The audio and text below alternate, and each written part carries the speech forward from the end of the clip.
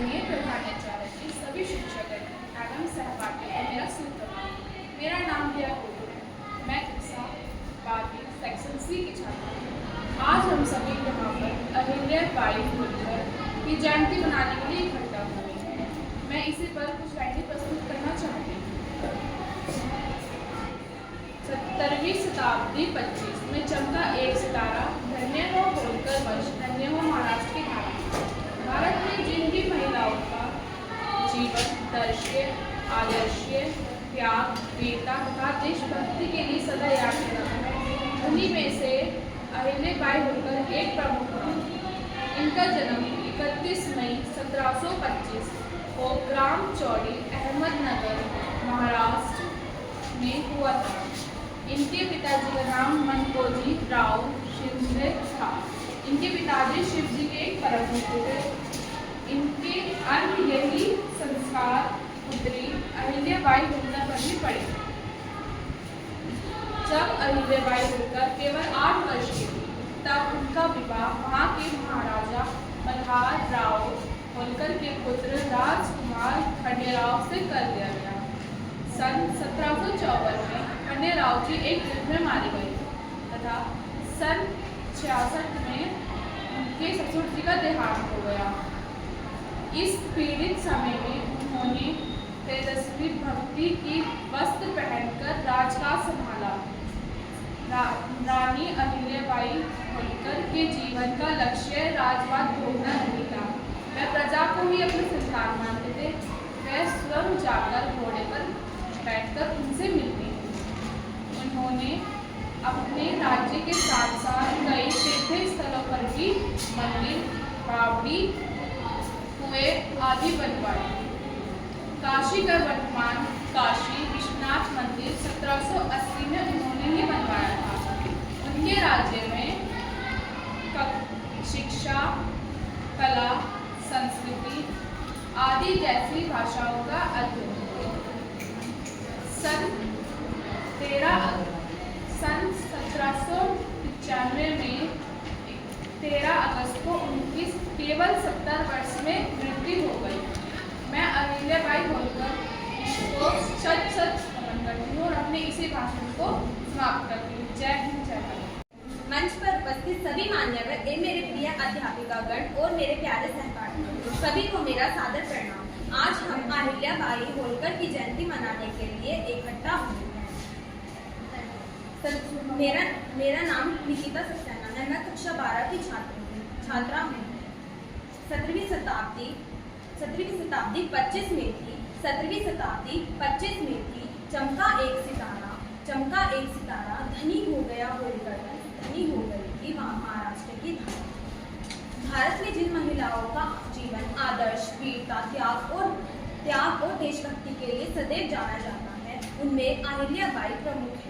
अहिल्याबाई का जन्म 31 मई 1725 ईस्वी में ग्राम चौड़ी, अहमदनगर महाराष्ट्र के एक साधारण कृषक परिवार में हुआ था। इनके पिता श्री मनकोजी राव शिंदे एक शिव जी के परम भक्त है। यही संस्कार बालिका अहिल्या पर भी पड़े। अहिल्या जब 8 वर्ष की थी तो इनका विवाह राजा मल्हार राव होलकर के बेटे राजकुंवर खंडेराव के साथ किया गया। 1754 ईस्वी में इनके पति की मृत्यु हो गई। इनके पति एक युद्ध में मारे गए। 1766 में इनके ससुर मल्हार राव होलकर का देहांत हो गया। इस संकट काल में रानी तपस्वी की भांति शेष वस्त्र धारण कर राजकाज को चलाया।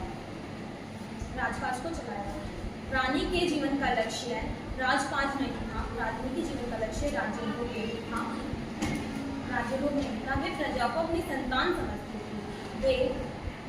वे घोड़े पर सवार होकर प्रजा से सदा मिलती थी। उनके जीवन का प्रत्येक क्षण राज्य और धर्म के उत्थान में लगा था।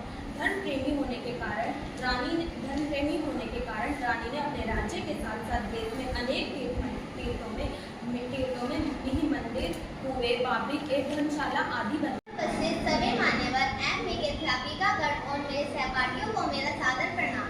मेरा नाम भावना है, मैं कक्षा 12C की छात्रा हूँ। आज का मेरा टॉपिक है अहिल्याबाई होलकर। भारत का इतिहास ऐसी वीरांगनाओं से भरा हुआ है जिसने समय समय पर अपनी बुद्धिमत्ता और साहस से यह साबित किया है कि स्त्रियां पुरुषों से कम नहीं हैं। ऐसी ही एक वीरांगना का नाम है अहिल्याबाई होलकर। पूरे श्लोक अहिल्याबाई होलकर की 300वीं जयंती एक महत्वपूर्ण अवसर है। इन्होंने अपनी साहस एवं असाधारण प्रतिभा का परिचय देते हुए अपनी बुद्धिमत्ता और न्यायप्रियता से 18वीं शताब्दी में कुशलतापूर्वक मालवा पर कुशलतापूर्वक शासन किया। अहिल्याबाई होलकर का जन्म 31 मई 1725 ईस्वी में महाराष्ट्र के चोटी गांव में हुआ था। उन्होंने कम उम्र में ही असाधारण प्रतिभा का परिचय दिया। उनके पति श्री खांडेराव होलकर की मृत्यु के पश्चात उन्होंने सन 1767 ईस्वी में मालवा पर शासन किया। सन 1795 ईस्वी तक मृत्यु तक उन्होंने कुशलतापूर्वक मालवा पर शासन किया। जब तक अहिल्याबाई होलकर का मालवा पर शासन था वह उन्होंने सुख और समृद्धि का अनुभव किया। उन्होंने न अपने राज्य को न केवल भारी आक्रमणों से बचाया बल्कि वो अपने राज्य की सुव्यवस्था बनाए रखी। उन्होंने अपने राज्य के लिए कई मंदिरों, धर्मशालाओं और सार्वजनिक भवनों का निर्माण किया, जिसमें से काशी विश्वनाथ मंदिर का पूर्ण निर्माण उल्लेखनीय है। उन्होंने राज्य जनता के लिए कुएं खुदवाए, बावड़ियां बनवाई, पुत्र को भी दंड दिया। उन्होंने विधवाओं, गरीबों और जरूरतमंदों के लिए कई योजनाएं अपनाई। अहिल्याबाई होलकर के महान कार्यों और व्यक्तित्व के कारण हमें आज भी उनकी याद दिलाती है। अहिल्याबाई होलकर की इस महान जयंती से हमारे को स्वच्छ मार्ग पर चलने की प्रतिभा प्रदान करती है। यहीं पे हम अपना समाप्त करते हैं। इसके विषय में आज भाषण प्रतियोगिता है। इनकी जन्म तिथि 31 मई 1725। हमारे देश की वैसे भी बहुत सारी स्त्रियां, महिलाओं के विषय में जिनसे हमें शिक्षा मिलती है, ठीक है। उसी में से जो है अहिल्याबाई भी एक है, जिनकी विवाह भी जो है वो बाल्य अवस्था में ही हुआ, पर 21 वर्ष की अवस्था में ये विधवा हो गई और 35 वर्ष की अवस्था में इन्होंने अपने पुत्र को भी खो। उसके बाद भी ये समाज सुधार के लिए भी लड़ी और इन्होंने कई जो है वो मंदिरों के निर्माण भी करवाए, पुनः निर्माण भी करवाया और 18वीं शताब्दी में इन्होंने जो है वो मालवा में शासन किया। तो सबसे पहले इस विषय में आपको राशि बताएं। नमस्कार आदरणीय शिक्षकगण एवं मेरी प्यारी बहन, मेरा नाम राशि है और मैं 12वीं की छात्रा हूँ। मैं आज आपको अहिल्याबाई के बारे में कुछ बताना चाहती हूँ।